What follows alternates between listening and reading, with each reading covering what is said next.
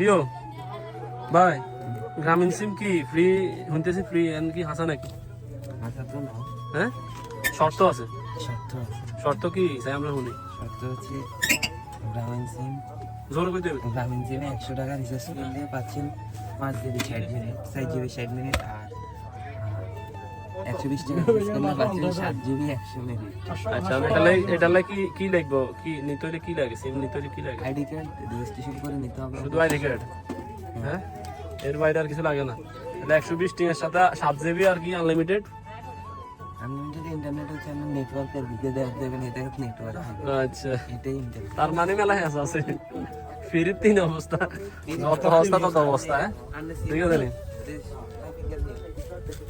এই যে এখন গ্রামীণ সিম রাস্তায় রাস্তায় পাওয়া যাইতেছে আগে আমরা আইসক্রিম খাইতাম এরকম মাইকিং দেখলে আমরা আইসক্রিমের জন্য দৌড়াইতাম সিমও দেখে দিই এরকম মাইকিং করে করে মানুষের একদম হাতের কাছে নিয়ে আসতেছে।